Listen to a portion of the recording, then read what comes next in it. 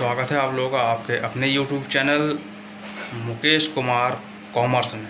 और आज हम सीखने वाले हैं साझेदारी खाते में लाभ हानि खाता और दोनों तरह से पूंजी खाता, स्थायी पूंजी खाता और परिवर्तनशील पूंजी खाता, जो कि एक बहुत ही महत्वपूर्ण क्वेश्चन है, इम्पोर्टेंट क्वेश्चन है और बोर्ड एग्जाम में काफ़ी हद तक आता ही है। और ये क्वेश्चन बहुत ही इम्पोर्टेंट है, इसको अच्छे से सीख लें।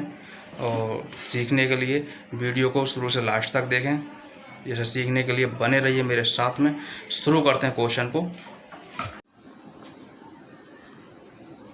आज ये क्वेश्चन है हमारे पास, साझेदारी खाते का है।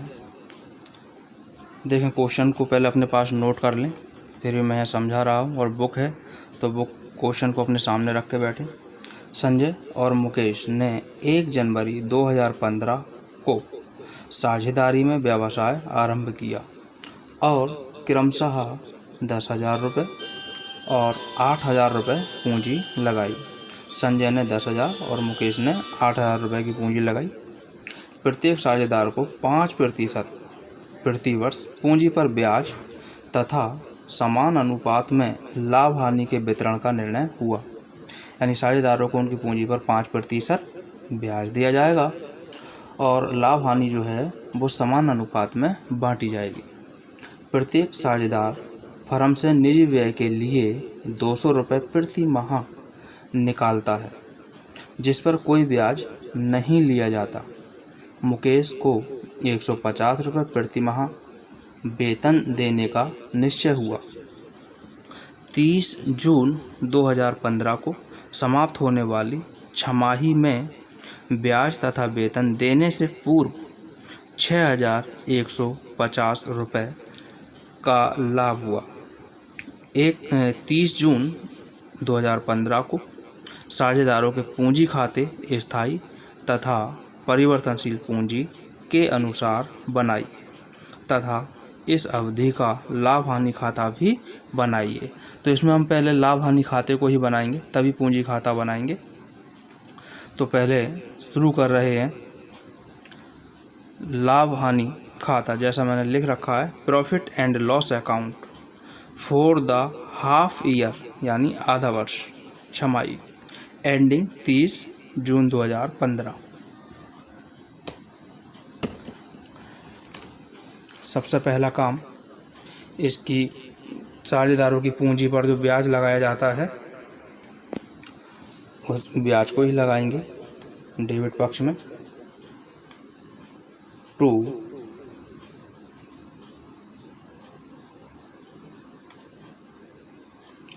इंटरेस्ट ऑन कैपिटल, यानी पूंजी पर ब्याज। दोनों व्यक्तियों के नाम लिख दिए जाएंगे। पहला व्यक्ति है संजय और दूसरा व्यक्ति है मुकेश। इनकी पूंजी पर 5% ब्याज है, तो पूंजी पर हम 5% ब्याज लगाएंगे। देखें, जो संजय की जो पूंजी थी वो 10,000 थी। संजय को मैंने ऐसे लिखा है केवल 10,000। इस पर 5% का हमें ब्याज लगाना है, तो 5/100। लेकिन ये वार्षिक ब्याज है। इनका जो खाता ये बन रहा है लाभ हानि खाता 30 जून को, तो इनकी जो पूंजी रही, क्योंकि 1 जनवरी को व्यापार शुरू हुआ था, 30 जून तक व्यापार में रही है, तो 30 जून तक का ही हम देखेंगे। इस तरह से 6 महीने होंगे, जनवरी, फरवरी, मार्च, अप्रैल, मई, जून, 6 माह। तो हम करेंगे 6/12। इस तरह से इनकी पूंजी पर ब्याज निकलेगा। तो 2 जीरो से 2 जीरो कट जाएंगे, 6 से ये 12 कट जाएगा, 6 दूनी 12, 2 से हम इसे काट देंगे, 2 पंजे 10, जीरो ऐसे ही ये। इन दोनों की आपस में गुणा कर देंगे, तो गुणा करेंगे, यह आएगा 0 ऐसे ही 5 25, 250 रुपये। ये तो संजय की पूंजी पर ब्याज रहा। इसी तरह मुकेश की पूंजी हमें देखनी है, और मुकेश की पूंजी थी 8,000 रुपये। 8,000 गुणा 5 बटे 100, क्योंकि 6 माह का हमें निकालना है ब्याज। ये 2 जीरो से 2 जीरो, 6 दूनी 12, 2 चौक 8 जीरो, ऐसे ही जो बचा 40 और 5 इनकी गुणा कर देंगे, 4 पंजे 20, 200 रुपये। इस तरह ये इनकी पूंजी पर ब्याज आया। तो जो ब्याज आया वो उनके सामने लिख देंगे। संजय का 250 और मुकेश 200 रुपये, दोनों को जोड़कर हम अमाउंट में ले जाएंगे, तब ये हो जाएगा 450 रुपये। इसके बाद जो सैलरी का इसमें जिक्र है, जिसको भी सैलरी दी जाती है, क्योंकि डेबिट पक्ष में सारे खर्चे लिखते हैं व्यापार के, फर्म के, ये सब फर्म का खर्चा ही है। फर्म इन साझेदारों को पूंजी पर ब्याज देगा, तो ये भी खर्चा लिख देंगे।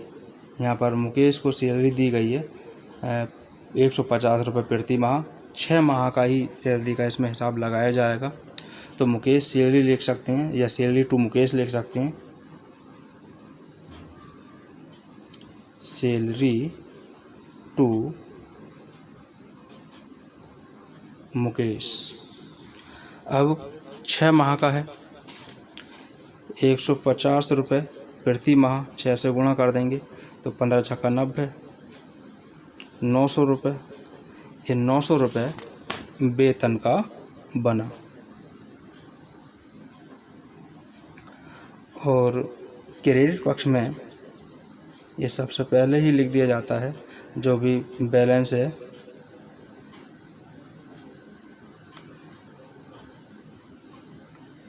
बैलेंस बीडी ये क्वेश्चन में पहले से ही दे रखा है कि इतना लाभ था इसमें 6,150 रुपये। ये 6,150 लिख लिया जाएगा।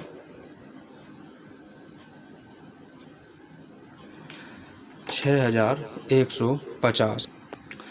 तो लाभ हानि में यही काम होता है। ये जो खर्चे थे वो हमने यहाँ नोट कर दिए। अब हमारे पास वही सिस्टम है कि इनका हम दोनों पक्षों का टोटल करेंगे। तो टोटल हमें दिखाई दे ही रहा है, मैं रख करके दिखा रहा हूँ। क्रेडिट पक्ष का टोटल तो वही है 6,150, और डेबिट पक्ष का जो टोटल आया है वो टोटल है 9 4 13, 1,350। ये होता यही है, जो ज़्यादा है वो दोनों तरफ, कम कहीं नहीं लिखा जाता। ज़्यादा में से कम वाला घटा देते हैं, 0 0, 11 में से 3 घटाया 8, 5 में से 1 घटाया 4, 4,800 रुपये का प्रॉफिट हुआ। और ये 4,800 रुपये का प्रॉफिट दोनों साझेदारों में बांट दिया जाएगा। कैसे बांटेंगे, पहले अभी हम कॉलम को बंद कर लेते हैं। ये कॉलम मैंने बंद कर दिए हैं, और जो टोटल ज़्यादा है अभी दिखाया था वही टोटल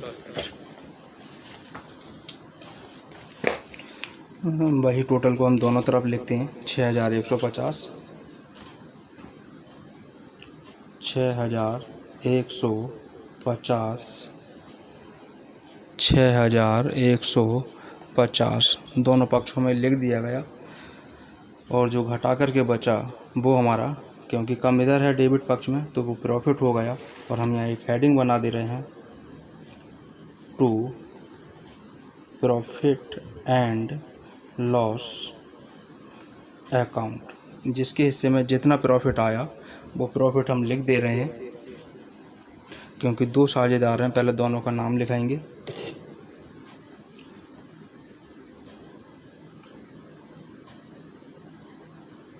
संजय पहला और दूसरा है मुकेश। दोनों के यहाँ नाम लिख दिए। अब कितने, क्योंकि 4,800 रुपये का प्रॉफिट हुआ है, 2 लोग हैं, 2 से डिवाइड कर देंगे। जब 2 से हम डिवाइड करेंगे ये, तो 2 दूनी 4, 2 चौक 8, 2 जीरो, यानी 24,2400 रुपये एक एक के हिस्से में आएंगे। और इसको हम ऐसे ही लिख देंगे, संजय 2400 और मुकेश 2400 अंडरलाइन करके अब हम यहाँ को ले आएंगे 4800 रुपये। ऐसा करने से हमें दोनों चीज़ें क्लियर देख रही हैं, टोटल भी दिखाई दे रहा है। टोटल जो प्रॉफिट हुआ वो 4800 का हुआ और इनके दोनों के हिस्से में इस तरह से आया। हम ऐसे भी लिख सकते हैं। तो ये हमारा प्रॉफिट एंड लॉस अकाउंट बन चुका है, यानी लाभ हानि खाता बन चुका है। अब हम शुरुआत करेंगे इसके पूंजी खाता बनाने की।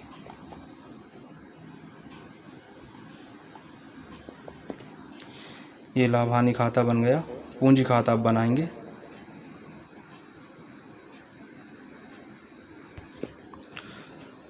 तो पूंजी खातों के लिए हमारे पास ये कॉलम तैयार हैं, इस तरह बनते हैं।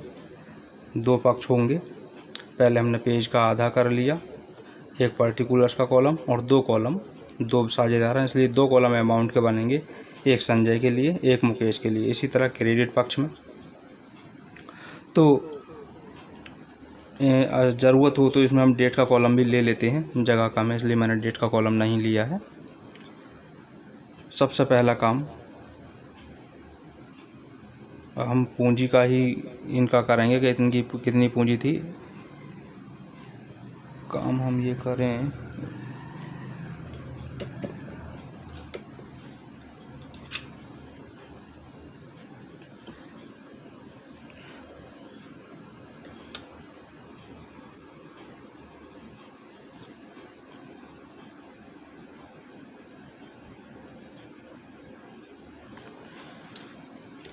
ये डेट के लिए हम कॉलम यहाँ लिए लेते हैं, आप इसको सही करके कर लेना, लिख लेना। तो 1 जनवरी में इन्होंने व्यापार शुरू किया था, 1 जनवरी 2015 को, वो डेट हम क्रेडिट पक्ष में लिखते हैं, जनवरी 1 बाई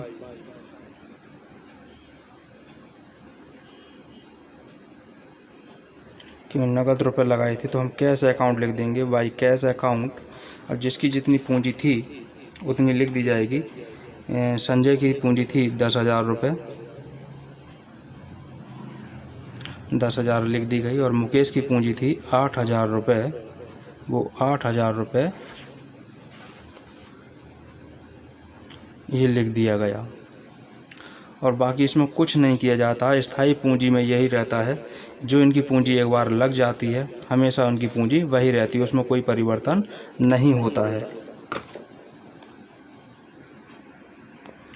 जब इसमें कोई परिवर्तन नहीं होना है तो टोटल में भी यही रुपए लिख दिए जाएंगे और यही रुपए क्योंकि अब ज़्यादा हैं तो इधर भी यही आ जाएंगे।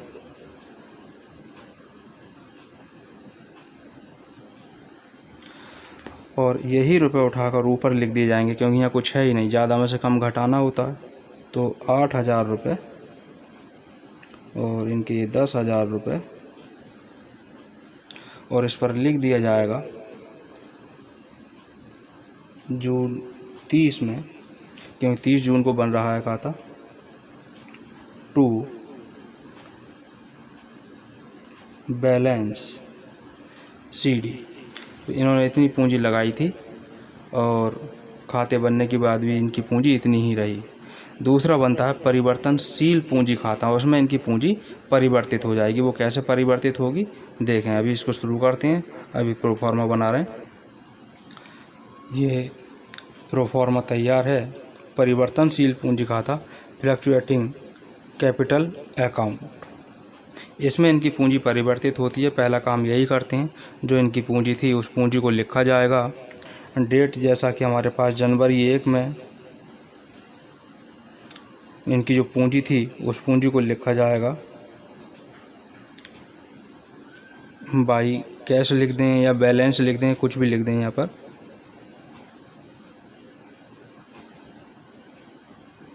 बाई बैलेंस BD, अगर बैलेंस लिख रहे हैं तो बैलेंस BD यहाँ पर लिखाएंगे। ये जो शुरू की पूंजी थी वो यहाँ लिख दी जाएगी जैसे ऊपर लिखा था। तो मैंने बताया यहाँ कैश भी लिख सकते हैं या बैलेंस भी लिख सकते हैं। तो 10,000 रुपये थी, 10,000 लिख दिया गया। मुकेश की पूंजी 8,000 थी, 8,000 लिख दिया गया। जो भी इनके लाभ होने हुए हैं, जो भी इनकी आय हुई है, वो क्रेडिट पक्ष में ही लिख दी जाएगी। अब 30 जून तक इनका जो इन्हें ब्याज मिला था पूंजी पर, वो सबसे पहले हम लिखेंगे। जून 30 वाई इंटरेस्ट, जो भी इनको ब्याज मिला है वो ब्याज इसमें लिख दिया जाएगा। और ब्याज दोनों को समान मिला था, समान अनुपात में 2,400 ये दोनों को ब्याज मिला था। एक को वेतन दिया गया था,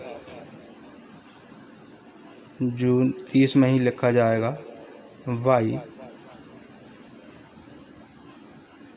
सैलरी। तो सैलरी का जो लाभ मिला था वो मुकेश को मिला था, और वो मिला था 900 रुपये। ये दिखाई दे रहा है यहाँ पर 900 रुपये।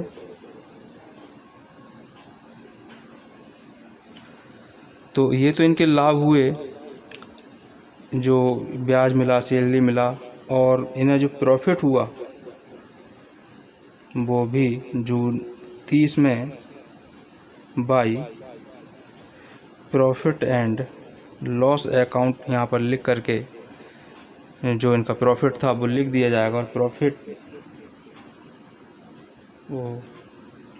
प्रॉफिट जो था वो 2,400 था, 2,400 था। इंटरेस्ट जो है वो गलत हो गया है। इंटरेस्ट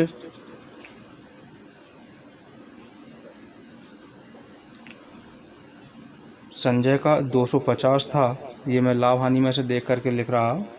संजय का जो इंटरेस्ट था पूंजी पर ब्याज 250, और जो मुकेश का था वो था 200 रुपये।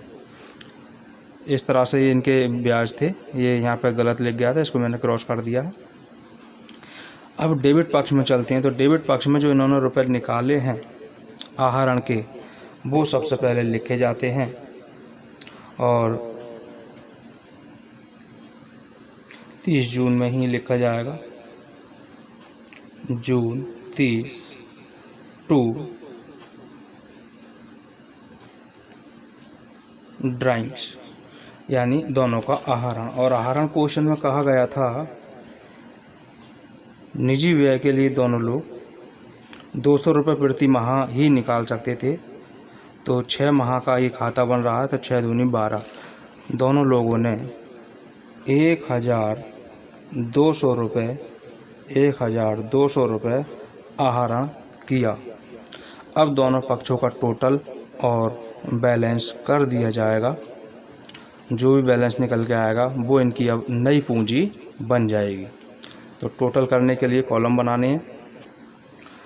तो इस तरह ये कॉलम मैंने बंद कर दिए हैं, और इनका टोटल मैं कर रहा हूँ 0, 0, 2, 9, 11, 4, 15 का 5 हासिल 1, 9, 2, 11, 11,500।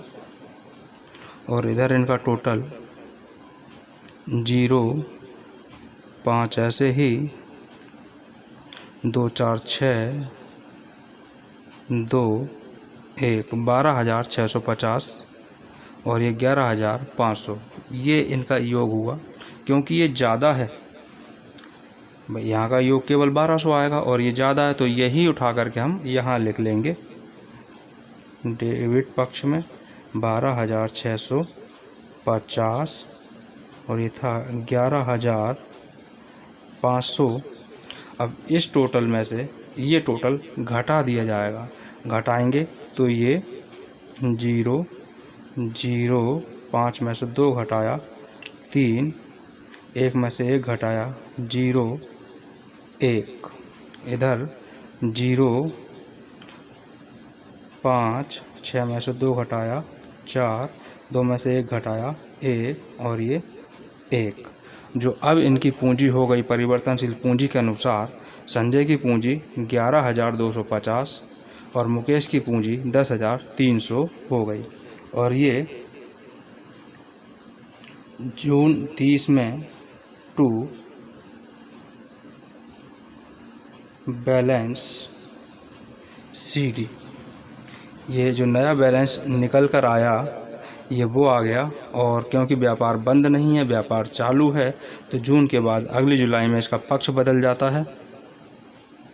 जुलाई 1 वाई बैलेंस BD, और जो बैलेंस आया वो उठाकर लिख दिया जाएगा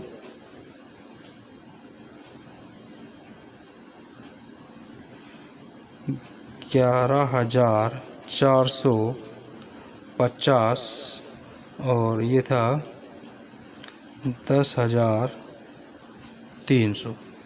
इस तरह ये पूरा खाता बनके तैयार हुआ। दोनों तरह से पूंजी खाते आ गए।